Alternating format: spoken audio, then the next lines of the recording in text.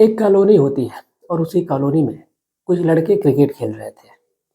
Cricket से जो ball होती है इतनी तेज से उसको घुमा करके मारा जाता है कि एक पड़ोसी के घर में जाए बॉल गिरती है और वहाँ पर जाने की कोई हिम्मत नहीं करता है क्योंकि उस घर में एक महिला रहती है और उस महिला से सभी डरते थे। अब किसी की हिम्मत नहीं हो रही थी कि वो जा करके घर में से बॉल लाए, लेकिन बॉल तो लानी ही थी। एक लड़का होता है जिसका नाम रोहन होता है। रोहन जाता है गली में और जाने के बाद से बॉल को घर में लाने के लिए वो एंट्री करता है, लेकिन घर का दरवाज़ा खुला था तो वो धीरे से सोचता है कि जा करके चुपके से और घर में गेट खोज करके ला देगा। लेकिन घर में देखता है तो कोई होता ही नहीं है। वो एक दो बार आंटी आंटी की आवाज़ लगाता है लेकिन कोई जवाब नहीं आता है। अब लड़का अपनी बॉल को खोज रहा है, तब तक अचानक से वॉशरूम से आवाज़ आने लगती है पानी गिरने की। अब लड़का सोचता है कि आखिर बाथरूम से पानी गिर रहा है, लग रहा है कि आंटी है नहीं, लग रहा है छत पे है या फिर कहीं और होंगी। इसीलिए लड़का सीधे जाता है बाथरूम में और जा करके बाथरूम का दरवाज़ा लॉक नहीं होता है, वो दरवाजे को खोल देता है। अब जैसे दरवाज़ा खोलता है, अंदर का जो नज़ारा है उसको देख करके लड़के के रोम-रोम खड़े हो जाते हैं। अंदर एक महिला होती है जो कि बिना कपड़ों के होती है और वो अंदर नहा रही होती है। उसके खूबसूरत बदन को देख करके जो लड़का है वो बौखला-सा जाता है। लेकिन उसके बाद जो होता है वो वाक़ई अपने आप में दिलचस्प हो जाता है। जिस महिला से गली के पूरे लड़के डरते थे, आखिर उस लड़के ने, रोहन ने क्या किया उस महिला के साथ। लेकिन जो होता है अंजाम फिर निकल कर के लास्ट में आता है। वो एक बार नहीं बल्कि बार-बार उस गली कस्बे में ही नहीं बल्कि पूरे प्रदेश में एक चर्चा का विषय बन जाता है, जो उस लड़के ने किया और जो उस रोहन नाम के लड़के के पिता ने जो किया। वाक़ई अपने आप में दिलचस्प कहानी है, इसको ध्यान से सुनिएगा। नमस्कार, प्रणाम, मैं अविनाश। इन्फॉर्मेशन सफर के एक नए एपिसोड में आज इस कहानी के साथ आप लोगों के सामने रूबरू हुआ, जो वाक़ई दिलचस्प है और ये हरियाणा के पंचकूला की है। कहानी की शुरुआत करूँ उससे पहले आप लोगों से विनती है, गुजारिश है कि चैनल के जो सब्सक्राइब दिख रहा है आपको, वहीं पे सब्सक्राइब करके और अपना प्यार और सपोर्ट बनाए रखें। चलिए कहानी की शुरुआत करते हैं, ज़्यादा बात नहीं करते हैं। एक लड़की होती है जिसका नाम रीता होता है। रीता की शादी होती है। शादी बड़े ही धूमधाम से होती है और धूमधाम से शादी तो हो जाती है। उसकी शादी एक गली का एक घर से कुछ दूरी पे, यानी लगभग 5 किलोमीटर दूरी पे एक लड़का होता है जिसका नाम रवि होता है, रवि से होती है। रवि से शादी होने के बाद जो रीता है वो बहुत ही ज़्यादा खुश रहने लगी थी। उसको किसी भी प्रकार की कमी नहीं थी, सब कुछ उसके जीवन में सही चल रहा था। लड़के के भी घर में कोई था नहीं, यानी कि रवि के माता-पिता कोई थे नहीं, बल्कि रवि ही अकेले बस बचा था। शादी के लगभग 5 साल गुज़र जाते हैं, लेकिन उनके घर में कोई भी किलकारी नहीं गूँजती, यानी कि कोई भी उनके बच्चा पैदा नहीं होता है। अब ये लोग बहुत ज़्यादा परेशान हैं। लेकिन जब धीरे-धीरे वक़्त आगे बढ़ता है, तो शादी के लगभग 6वें साल जो रवि है, उसका रोड एक्सीडेंट होता है और रोड एक्सीडेंट में लगभग 1 हफ़्ते हॉस्पिटल में रहने के बाद से वो इस दुनिया को छोड़ कर के चला जाता है। अब जब रवि इस दुनिया को छोड़ कर के चला गया, तो फिर अब जो रीता है वो अकेली पड़ जाती है। अब अकेली औरत क्या करती है, 29 साल की रीता, जो कि अब विधवा का वस्त्र धारण किए अब घूमती थी, पागलों की जैसी हो चुकी थी। उसका जो उस कॉलोनी में एक घर था, विक्रम नगर कॉलोनी है, उसी कॉलोनी में उसका घर था। घर बहुत बड़ा था। अब उस घर में वो अकेली रहती थी। उस घर की देख-रेख करने वाला कोई नहीं था। लेकिन अ, लगभग 6 महीने बाद उसके परिवार वाले लड़की के, यानी जो रीता होती है उसके पति होते हैं, जिनका नाम महेंद्र होता है, और महेंद्र की जो धर्मपत्नी होती है उनका नाम शकुंतला देवी होता है। तो ये दोनों माता-पिता उस लड़की को, यानी अपनी बेटी को समझाते हैं, इकलौती लड़की होती है। उसको समझाते हैं कि, कहते हैं कि उम्र बहुत लंबी पड़ी है, तुम यहाँ पे कैसे अपना गुज़ारा करोगे? तुम दूसरी शादी कर लो। लेकिन जो महिला होती है, जो रीता होती है, वो शादी करने के लिए तैयार नहीं होती है। वो कहती है कि चाहे कुछ भी हो जाएगा, वो शादी नहीं करेगी, बल्कि वो अपनी उम्र को ऐसे ही भले गुज़ार देगी यहीं पर, लेकिन वो शादी नहीं करेगी।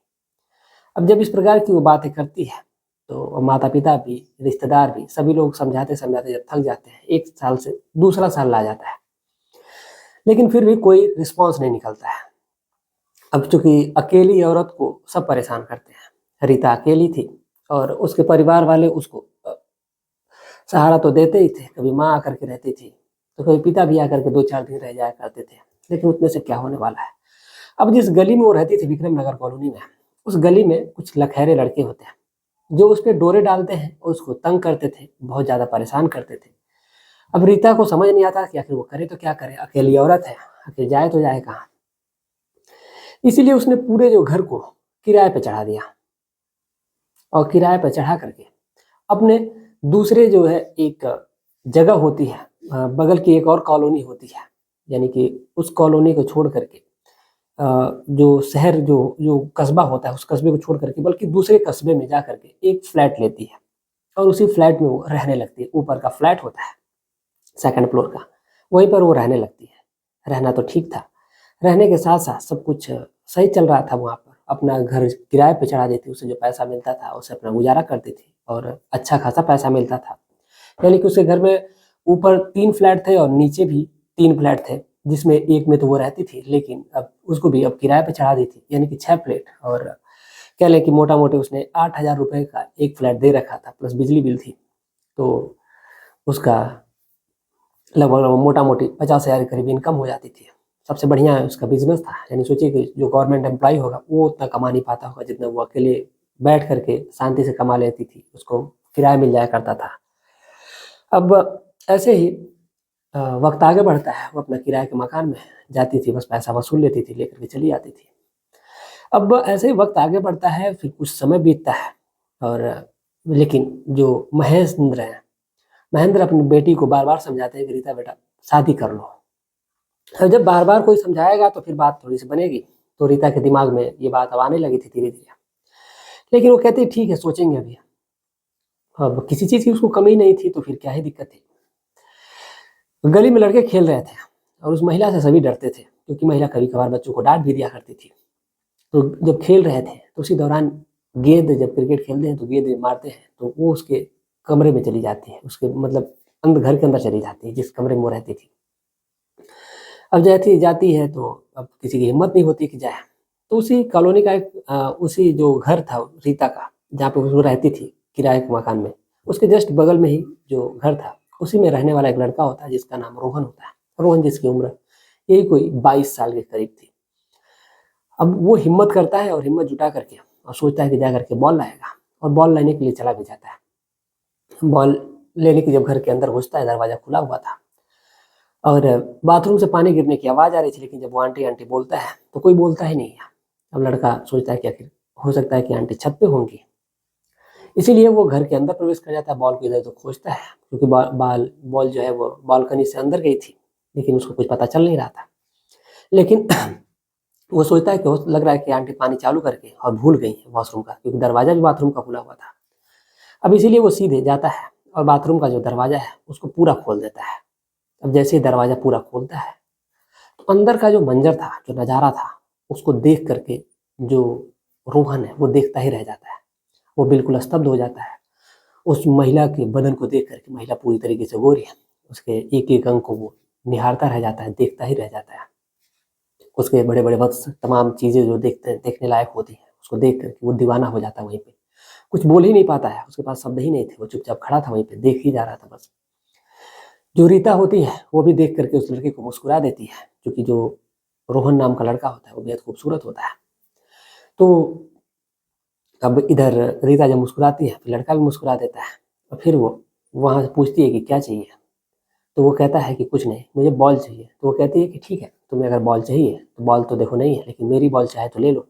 वो मज़ाकिया अंदाज़ में कहती है। अब रोहन जो है वो कुछ बोलता नहीं है। वो कहती है, फिर कहती है कि ठीक है, तुम जाओ देख लो बॉल अंदर कहीं होगी और मुझे नहाना है। इतना कह कर के वो दरवाज़ा फिर से बंद कर लेती है और रोहन घर के में बॉल को खोजता है, बॉल मिल जाती है, फिर वो चला जाता है। लेकिन अब उसका दिमाग लग ही नहीं रहा था।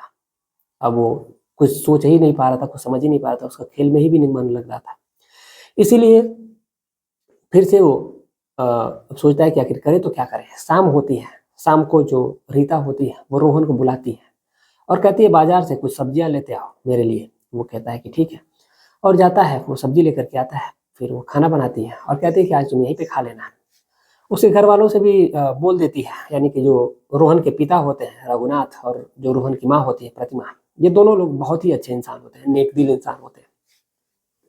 मैं नेक-दिल क्यों कह रहा हूँ इस कहानी में आपको लास्ट में पता चल जाएगा कि मैं रघुनाथ जी को नेक दिल इंसान क्यों कह रहा हूँ। दरअसल जब वो खाना खाते हैं ये दोनों, तो खाना खाने के बाद उसी दौरान जो रोहन है वो जा करके रीता को पीछे से पकड़ लेता है और पकड़ने के बाद उसको अपनी बाहों में जकड़ लेता है। रीता कुछ बोलती नहीं है, वो कहती है कि ये क्या कर रहे हो। जो रोहन है वो कहता है कि अब मुझसे रहा नहीं जाता, जब से मैं आपको देखा हूँ आपके ख्यालों में डूबा हुआ हूँ। और वो उसके वक्स को पकड़ करके, उसके स्तन को पकड़ करके पीने लगता है और गंदी हरकतें करने लगता है। उसके पूरे बदन से खेलने लगता है। और फिर किचन में कौन देखता है उसको, फिर वहाँ से उठा करके ले करके चला जाता है सीधे बेडरूम में। और फिर वहाँ पर जो खेल शुरू होता है वो फिर अब थमता ही नहीं है। अब धीरे धीरे वो उसके करीब इस कदर आता है कि दोनों एक दूसरे में समा जाते हैं। वो दोनों पूरी तरीके से निर्वस्त्र हैं, एक दूसरे के साथ शारीरिक संबंध बनाने में मसरूफ हैं। और अब जो रोहन है वो रीता के आगोश में एकदम खो जाता है, रीता भी रोहन के आगोश में खो जाती है। ये दोनों एक दूसरे के बिना अलग रह ही नहीं पा रहे थे, इसलिए दोनों ने एक दूसरे के साथ शारीरिक संबंध बनाया। ये सिलसिला, ये दौर अब पूरी रात चलता है। रोहन कह देता है कि वो आज आएगा नहीं, अपने दोस्तों के घर साथ जा रहा है पार्टी के लिए, और वो रीता के घर में ही रुक गया था। पूरी रात वो लोग एक दूसरे के साथ मस्तियाँ करते हैं। अगली सुबह भी लगभग एक दो बार संबंध बनाते हैं। उसके बाद फिर रोहन वहाँ से निकलता है, फिर घर जाता है। अब वो ज़्यादातर वक्त रीता के पास ही गुजारता था। और लगभग 1 महीने जब बीतते हैं, 1 महीने के बाद जो रीता है, रीता फिर उससे अब रह ही नहीं पा रही थी। तो अब ऐसे ही वक्त जब आगे बढ़ता है तो 2 महीने, तो 2 महीने जब गुजरते हैं, तो 2 महीने बाद जो रीता है वो जब अगले महीने में, जब उस दूसरे महीने में, जब उसका पहले महीने में पीरियड नहीं आता है, फिर वो सोचती हो सकता है कि डिले होगा, इसलिए फिर दूसरे महीने का इंतजार करती है। दूसरे महीने भी नहीं आता है, फिर वो प्रेगनेंसी किट आती है, उसको लेकर के आती है। जब उसको चेक करती है तो उसको पता चलता है कि ये तो गर्भवती है। अब फिर जब वो उसके पास जब रोहन आता है तो फिर वो रोहन से कहती है कि तुम बाप बनने वाले हो। जैसे ही रोहन इस बात को सुनता है, 22 साल का 22 साल का लड़का है, उसको समझ में कुछ आता नहीं है। अब वो रीता से गुस्सा होता है और वो कहता है कि तुम बच्चे को गिरा दो, अबॉर्शन करवा लो। तो वो कहती है कि नहीं, अब तुम्हें मुझसे शादी करनी पड़ेगी। जो रोहन है अब इस बात को इनकार करता है, वो कहता है कि नहीं, मैं नहीं करूँगा। अब तमाम बातें हैं वो करती है, लेकिन जो रोहन है अब धीरे धीरे अब रीता से पीछा छुड़ाना चाहता है, रीता से दूर भागता है। अब जब रीता से इस कदर दूर भागता है कि अब वो रीता के पास भी आना पसंद नहीं करता है। ये सारा जो मंजर है, माजरा है, वो 1 महीने के अंदर ही हो जाता है। 1 महीने में जो रोहन है वो रीता से बहुत दूर दूर रहने लगा था, रीता से शादी करने के तैयार ही नहीं था। अब तीसरा महीना चल रहा है, रीता गर्भवती है। अब उसको समझ नहीं आता कि अगर वो करे तो क्या करे। अब इसीलिए वो फिर से अब सोचती है कि अगर करे तो क्या करे, अब समझ नहीं आ रहा उसको। फिर बार बार रोहन से रिक्वेस्ट करती है, विनती करती है, कहती है कि देखो मैं भी विधवा हूँ, मेरा भी कोई सहारा नहीं, बदनामी होगी, और तुमने मेरे साथ ऐसा किया है तो मैं चाहती हूँ कि तुम शादी कर लो, और किसी भी प्रकार की तुम्हें दिक्कत नहीं होगी, तुम जॉब नहीं करते हो तो जो हमारा रूम रेंट आता है उससे हमारा गुजारा हो जाएगा, कोई दिक्कत की बात नहीं है। लेकिन रोहन को कुछ सुनने के लिए तैयार ही नहीं था, वो गुस्सा था। अब जब रीता के पास कोई ऑप्शन नहीं बचता है तो वो सीधा थाने में जाती है और थाने में जा करके रिपोर्ट लिखवा देती है रोहन के खिलाफ, और कहती है कि इसने मेरे साथ शारीरिक संबंध बनाया, वक्त गुजारा, और जब मैं इसके बच्चे की माँ बनने वाली, जब मैं इसे शादी करने के लिए कह रही हूँ तो वो मना कर रहा है। तो वहाँ पे जो दरोगा होते हैं, जिनका नाम जयप्रकाश होता है, वो बहुत ही अच्छे दिली इंसान होते हैं। वो रीता की मजबूरी को समझते हैं। रीता ने एक बात उनसे बताई थी कि साहब ऐसे ऐसे हुआ था, ऐसे मेरे पति एक्सपायर हो गया, और फिर गली से लड़के छेड़ना शुरू किए, तो फिर मैं यहाँ पे आकर रहने लगी। तो तमाम बातें जब होती हैं तो जब जयप्रकाश जी होते हैं वो फिर रोहन को बुलाते हैं, उसको समझाते हैं, लेकिन रोहन सुनने के लिए तैयार नहीं था। फिर बात आगे बढ़ने लगती है। अब एक तरह से अब थाने का मामला था तो अब रघुनाथ को भी आना पड़ा था, यानी कि रोहन के जो पिता हैं उनको भी बुलाया गया, और तमाम बातें जब पंचायती तौर पे होने लगती हैं। उधर लड़की के पिता भी आए थे, महेंद्र थी, उनकी माँ थी शकुंतला थी, इधर रघुनाथ थे, प्रतिमा थी, यानी कि जो रोहन के माता पिता थे। अब ये लोग, जो रघुनाथ थे, वो कहते हैं कि चलो ठीक है, कोई बात नहीं है, अगर ऐसा है तो फिर कोई दिक्कत की बात ही नहीं है। वो कहते हैं कि ठीक है, अगर हमें लड़की पसंद है, हमें कोई दिक्कत नहीं है, हम शादी करने के लिए तैयार हैं। इस पर जो रोहन होता है वो भी मान जाता है। अब किसी भी प्रकार की कोई दिक्कत नहीं होती है, सभी लोग अब शादी करते हैं, और शादी होने के बाद रीता और रोहन अब एक दूसरे के साथ है, अपना वक्त गुजार रहे हैं, सब कुछ इनके जीवन में सही चल रहा है, किसी भी प्रकार की कमी नहीं है। रोहन और रीता अब उसी घर में रहते हैं जो रीता का पहले वाला घर, यानी कि जो रवि का घर था। वहाँ पर रघुनाथ और प्रतिमा भी कभी कभार आ जाया करते हैं, किसी भी प्रकार की दिक्कत नहीं है और दोनों परिवार अब खुशी खुशी हैं। तो ये थी आज की पूरी कहानी। और अभी जो रीता है और रोहन का एक सुंदर सा बेटा हुआ है जिसको जन्म दिया उन्होंने, बहुत ही अच्छा है। अब सब कुछ सही है, किसी प्रकार की कमी नहीं है। तो मिलते हैं एक और सच्ची घटना के साथ। इस पूरे घटनाक्रम को सुनाने का उद्देश्य किसी की भावनाओं को ठेस पहुंचाने, बल्कि आपको जागरूक करना है, आपको सचेत करना है। आप जहाँ भी रहें स्वस्थ रहें, सुरक्षित रहें, अपना ख्याल रखें, अपने परिवार का ख्याल रखें। मिलते हैं एक और सच्ची घटना के साथ, तब तक के लिए जय हिंद, जय भारत।